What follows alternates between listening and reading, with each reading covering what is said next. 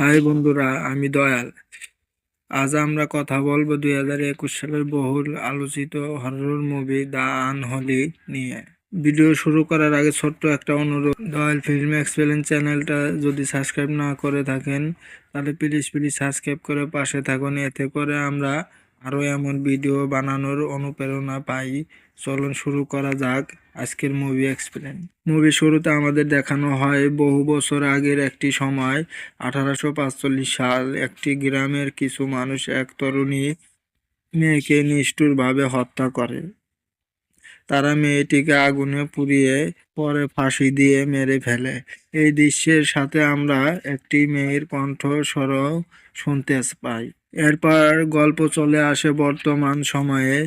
বোস শহরে এখানে পরিচয় হয় এক সাংবাদিকের সঙ্গে, যার নাম গ্যারি ফ্যান।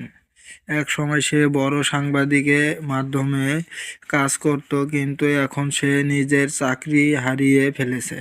গেরি একটি গ্রামের নাম জানতে পারে, বেনিফিল্ড।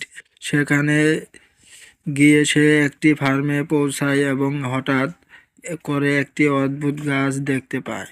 গাছটির পাশে একটি পুরনো ভাঙা পুতুল পড়ে থাকে। গেরি সেটিকে লাথি মেরে ভেঙে ফেলে, আর এখানে থেকেই শুরু হয় ভয়ঙ্কর ঘটনা। রাতে গাড়ি চালানোর সময় হঠাৎ করে এক অন্ধ মেয়েকে রাস্তার মাঝে দেখা যায়। গাড়ি দুর্ঘটনা ঘটে, কিন্তু বাইরে নেমে দেখলে কাউকে পাওয়া যায় না। হঠাৎ সেই মেয়েটিকে আবার দেখা যায় এবং সে অজ্ঞান হয়ে গাছটির নিচে পড়ে যায়। মেয়েটির নাম এলিস। তাকে ডাক্তারের কাছে নেওয়া হয়। Doctor Natalie Gates. এলিস জন্মগতভাবে অন্ধ, বধির এবং বোবা ছিল। কিছুদিন পর সবাই অবাক হয়ে দেখে এলিস হঠাৎ করে কথা বলতে শুরু করে, শুনতে পায় এবং দেখতে পায়। এলিস দাবি করে তার সঙ্গে কথা বলছে মাদার মেরি। এই খবর চারদিকে ছড়িয়ে পড়ে এবং এলিসকে দেখতে অসংখ্য মানুষ আসতে শুরু করে। অলৌকিক ভাবে অসুস্থ মানুষ ভালো হয়ে যেতে থাকে। একজন প্যারালাইসিড ছেলে আবার হাঁটতে পারে। চার্চের ফাদার হ্যাগান এই ঘটনাগুলো নিয়ে সন্দেহ প্রকাশ করে। তিনি বলেন, যেখানে ঈশ্বরের কাজ থাকে সেখানে শয়তানও ঢোকার চেষ্টা করে। একদিন চার্চে ভয়ঙ্কর ঘটনা ঘটে। ফাদার হ্যাগান রহস্যজনকভাবে মারা যায়। তার লাশ চার্চের ছাদ থেকে ঝুলতে দেখা যায়। গ্যারি এবং ডাক্তার গেটস অনুসন্ধান চালিয়ে একটি পুরনো ডায়েরি খুঁজে পান। ডায়েরিতে লেখা ছিল মেরি আয়ার নামে এক নারীর কথা। এই এই মেরি নিজেকে মাদার মেরি দ্রুত বলে দাবি করত, কিন্তু আসলে সে ছিল এক ডাইনি যাকে শয়তানের আদেশে হত্যা করা হয়। তার আত্মাকে একটি পুতুলের বন্দি করে রাখা হয়েছিল। সে পুতুলটি গ্যারি প্রথমে ভেঙে ফেলেছিল। এলিস আসলে মাদার মেরির সাথে নয়, বরং সেই ডাইনির আত্মার সাথে কথা বলছিল।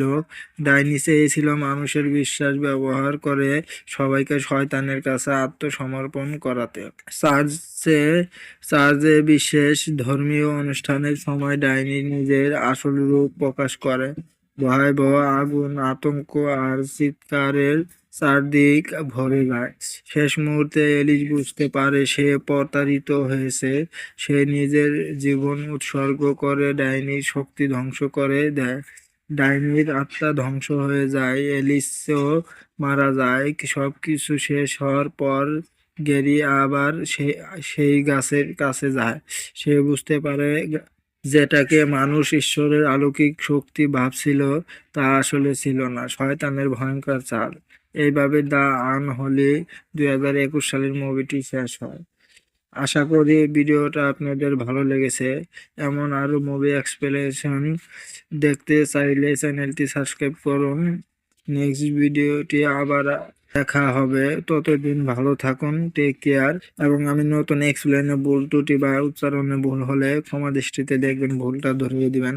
এবং মুভি লিঙ্ক যদি পেতে চান, যে মুভি লিঙ্ক লাগবে ওই মুভি কমেন্ট বক্সে গিয়ে আপনারা লিখবেন যে মুভি লিঙ্কটা দেন, আমি লিঙ্ক দিয়ে দেব। ধন্যবাদ সবাই।